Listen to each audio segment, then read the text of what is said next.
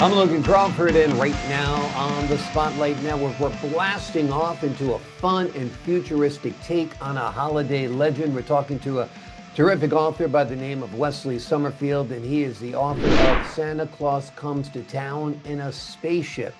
This playful reimagining brings the man in red into the modern age, swapping sleigh bells for space tech as Santa travels the globe in interstellar style. It's a lighthearted update that blends sci-fi with holiday cheer for readers of all ages. We're delighted to have this very talented author join us here today on Spotlight. We thank the team at Good River Print and Media for helping us put him in the spotlight today, and we ask viewers like you to support authors like him by subscribing to our channel and by purchasing his amazing book. The links are below this interview. Wes, great to see you here today on Spotlight. Great to be here. This is such a great imaginative story. How did you come up with the idea? Why did you decide to give Santa Claus a little sci-fi twist? On the last, on life, my age here, and that the last 60 years, it seems like he's always had reindeer, and with us human beings, that we've gone from horse and buggy to automobile. So I come up with the idea that Santa Claus needs an upgrade, and so I just come together with this book. And Yeah, absolutely. Also makes his rounds a lot easier doing it with a spaceship and not necessarily a sleigh and reindeers because Santa needs to make a lot of stops around the globe, right? yeah, you're correct on that. Yes. Wonderful, wonderful. Who is this story intended for? What age group would you say?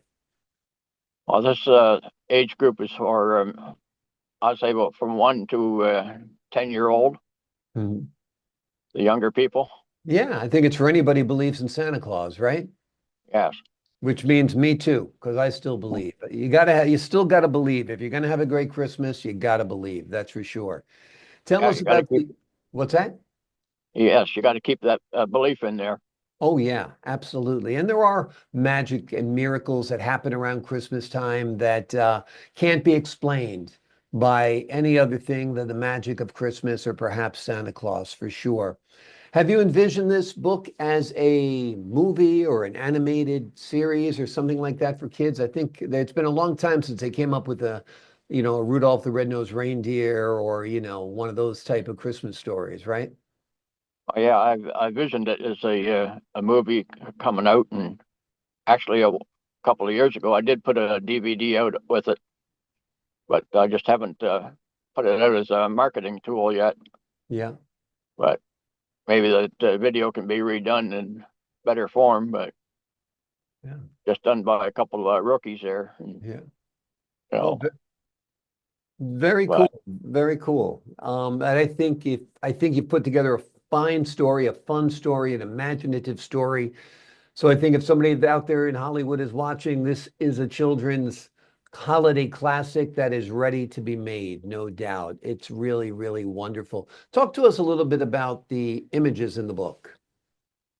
well, the book is starts out with the family having breakfast, and the young girl says, "Daddy, why did you rush out to in the middle of the night and then slam in the door?" And Mhm. the father, he explains that he got a call from the Air Force, and that he had to go and check it out, and there's a UFO in the area, and Mhm. he went and checked it out and spotted it. And of course, you can't stop in the air, so he had to wait till the spaceship landed, which landed up at the North Pole, and waiting for the occupant to come out. And here comes out a man in a red suit and a long white beard.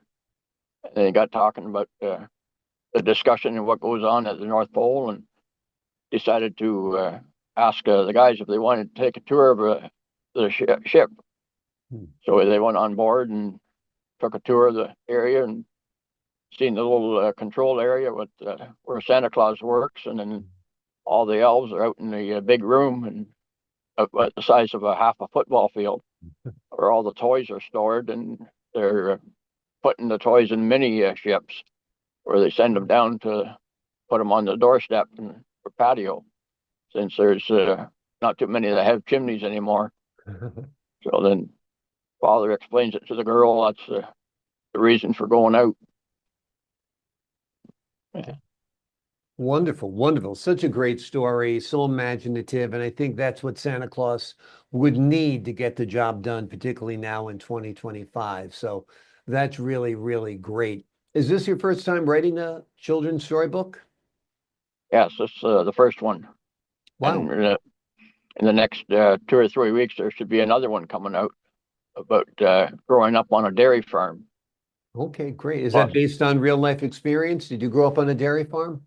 yes, Very yeah, cool. this is real life experience. And then after this, with the farm life, there's about, I don't know, 40 or 50 more books I could write Yeah. because they're cash crop and fruit and vegetables and animals and chickens and or other birds and all kinds of stories about farms.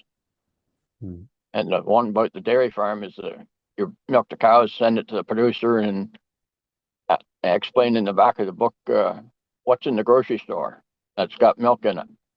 Hmm. Because big city kids now wandering down to small cities, the kids don't know there's a farm out there. Hmm. And a lot of them, they think that the food comes from the grocery store, but they don't know it goes way back. It comes from the farm. So you got to educate young people about this, and that's why I'm getting into writing the stories with about the farm. You know, Wonderful. Wonderful. Well, that's great. Looking forward to reading that and reviewing that once it's complete. It sounds like a beautiful idea for a story. So you've kind of begun a new career here as writer, and I think you're really doing very, very well at it. That's for sure. Have you read your Santa book to any children by any chance? Have you tested it on any kids? I haven't, but I've had daycare people do it to their own people, the young people. But That's so yeah, great. few daycares have done it. Yeah, I'm sure the kids love it. I mean, because it's such a wonderful, imaginative story that I can see kids just being thrilled by it. And like I said, in some ways, it makes the Santa story better because it's more believable because it would take a rocket ship to get all around the world in one night and a bunch of other mini ships to deliver the presents to patios and decks and porches and the occasional chimney as well. That's great. What do you hope children take away from the story? Is there a lesson in there? Well, I just show them that there's another way of getting around the world, and it's better technology, and that Yeah. new technology than what the old way was, and so that more out of Yeah, but without a doubt, without a doubt. Did you illustrate it as well? no, I had another person illustrate it. Okay. Yeah, And how did that work out? How did that go? And the images are beautiful. yeah, it went good. Yeah, But haven't made contact with the lady lately, but I'm looking at tracking her down, see if she wants to do more books for me. that'd be great. That'd be Yeah. great. And do you still do farming? Are you still on a farm where you live? No, I never took over the farm, but I wanted to. But my father, he finally sold it, and but I've got the background of being on the farm, about 30 years on the farm, and you get the knowledge of it. And well, Yeah. It becomes part of you, right? yes. Absolutely, absolutely. And tell us a little bit about your story. There's no reindeers in it, or are there? Tell us about that aspect. No, that's comes near the end of the book. Before the guys went back to the home base here, they asked Santa Claus what he did with the reindeer, and his response was he put them out to pasture, and they're just taking their life easy now and grazing it. And he said with the sleigh, I put it out in the front yard as a decoration. So that's what his response was. Very cool. Very cool. As long as the reindeers didn't go to market, that's all that Yeah, matters. Yeah. Put out just to pasture retirement. is okay. Yeah, we don't Yeah, want them going to, yeah. just retirement out in the pasture. That sounds good. And Santa's sleigh as a decoration out front. Wonderful. The name of the book is Santa Claus Comes to Town in a Spaceship. It is a playful reimagining that brings the man in red into the modern age, swapping sleigh bells for space tech as the big guy himself travels around the globe in interstellar style. It is a lighthearted update that blends sci-fi with holiday cheer for readers of all ages. Kids will love it. You'll love it. You'll love reading it to your kids. It's a book you'll want to read over and over again during the Christmas season and beyond. The links are below this interview. Wes, thank you so much for joining me here today on Spotlight. Well, you're very welcome. I appreciate your time, sir. Thank you so much. To the folks at home, I'm Logan Crawford, thanking you for your time, this time until next time on Spotlight.